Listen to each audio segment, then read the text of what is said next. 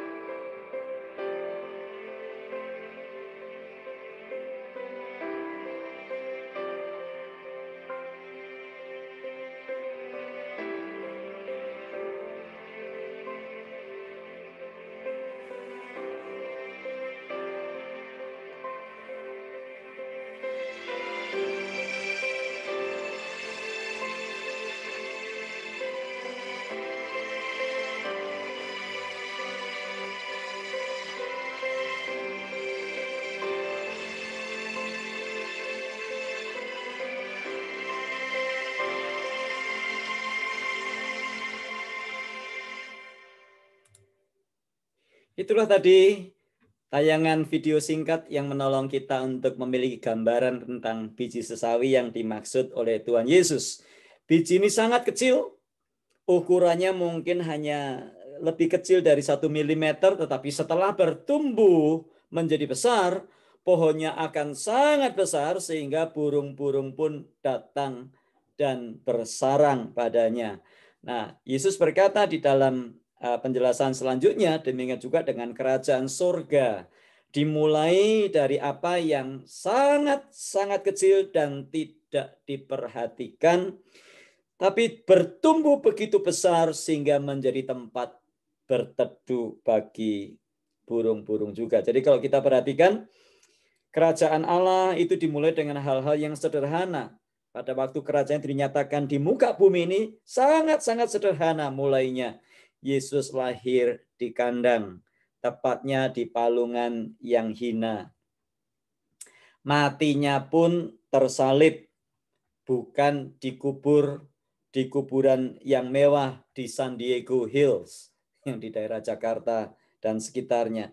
Tetapi Yesus dikuburkan hanya sementara di tempat kubur pinjaman milik orang lain. Para pengikutnya hanyalah nelayan sederhana dan pemungut cukai, bukan orang-orang hebat. Dia tidak punya tempat untuk meletakkan kepalanya. Waktu Yesus mau masuk ke Yerusalem, dia hanya pinjam keledai. Dia membiarkan pengikutnya tertindas dan dianiaya lebih dari 200 tahun di abad-abad permulaan.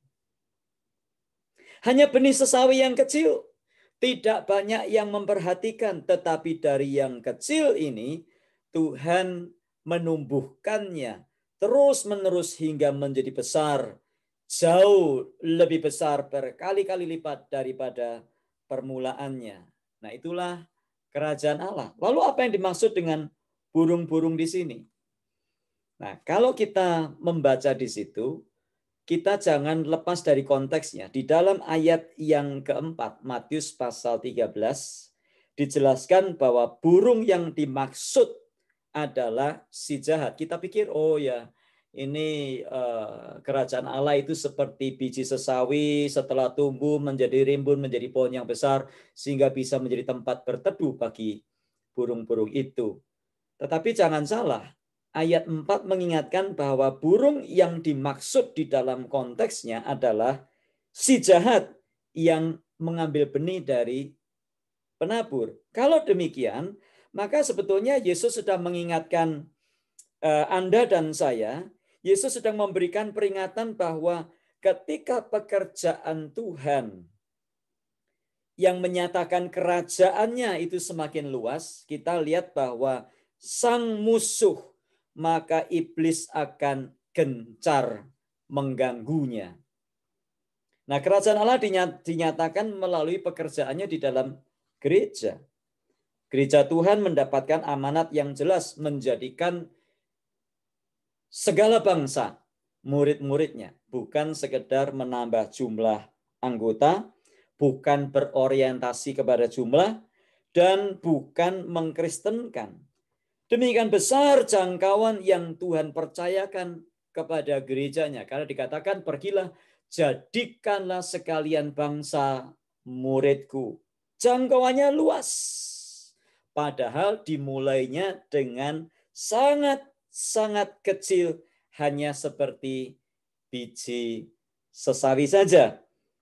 Tetapi kalau kita memperhatikan, sebagaimana sudah diperingatkan oleh Yesus, ketika kerajaan itu bertumbuh menjadi besar, ketika kerajaan Allah yang diwujudkan melalui pekerjaannya, melalui gerejanya, itu semakin besar, kita diingatkan, hati-hati, ada burung-burung yang akan bersarang di cabang-cabangnya. Itu adalah utusan si jahat yang akan datang dan pada akhirnya mengacaukan gereja Tuhan. Semakin besar, semakin tidak tersaring siapa yang ada di dalam gereja. Karena itu, kedatangan iblis akan mengacaukan gereja Tuhan pun tidak terdeteksi.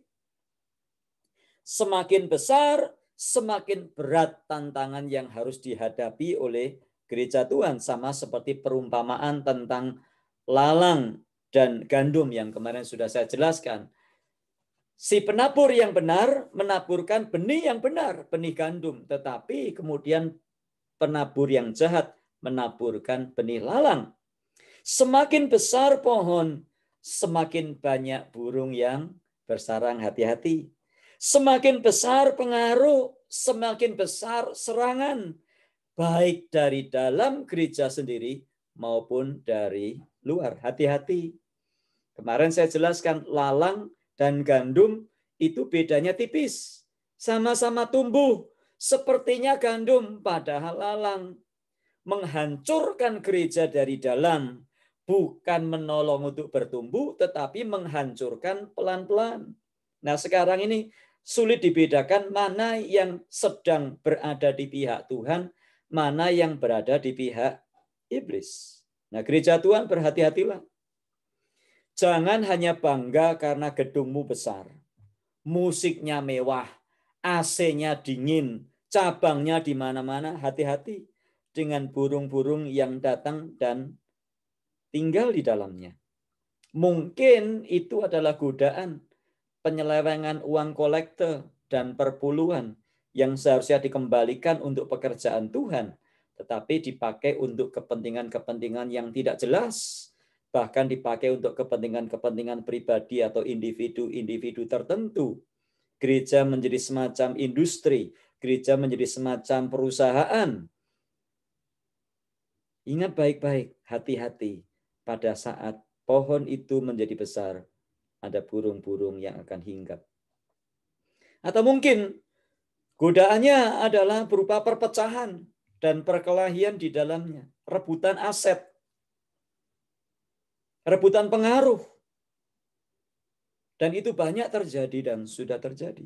Atau mungkin tantangan atau godaan itu datang dalam wujud ajaran sesat, ajaran miring yang tidak berdasarkan Alkitab.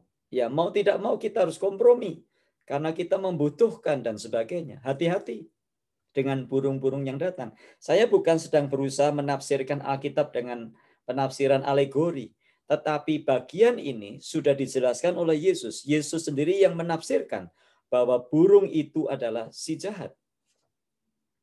Mungkin juga tantangan itu adalah kelesuan spiritual di dalam diri jemaat. Gereja makin besar, maka makin sulit terkendali.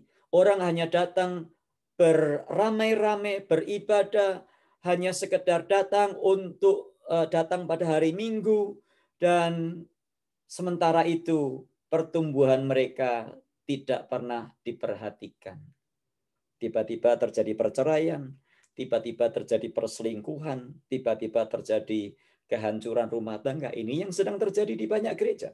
Ini yang sedang terjadi di banyak tempat, bahwa kita lupa bahwa semakin besar pohon itu bertumbuh, maka semakin banyak burung-burung yang akan datang. Itu sebabnya kita harus berhati-hati, waspada, bertahan di dalam segala tantangan. Jadilah orang-orang yang punya tanggung jawab dan terus mengembangkan pekerjaan Tuhan dan tetap punya motivasi yang murni. Kita ada untuk menjadikan sekalian bangsa muridnya.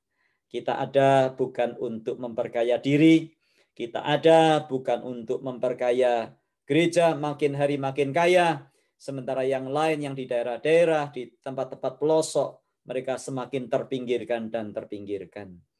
Kiranya firman ini jadi kekuatan bagi kita untuk mengingatkan kita terus semakin kita bertumbuh, hati-hati, tantangan dan godaan semakin besar menyerang kita. Mari kita terus bersandar kepada Tuhan. Mari kita terus berlindung di bawah kepak sayap-Nya, supaya kita tetap bisa terbang tinggi dengan kekuatan Tuhan. Tuhan memberkati. Mari kita berdoa. Terima kasih Tuhan untuk firman-Mu hari ini yang sudah disampaikan. Ajari kami untuk bisa menerapkannya dalam hidup sehari-hari. Tidak bangga karena kebesaran, tidak terlalu bangga karena kemewahan, tetapi kami bangga akan benih ilahi yang sangat kecil, yang terus makin besar, dan kami mendapatkan amanat untuk menjadikan sekalian bangsa murid-murid-Mu. Dalam Tuhan Yesus kami berdoa. Amin. Tuhan memberkati dan sampai jumpa esok dalam pelajaran selanjutnya.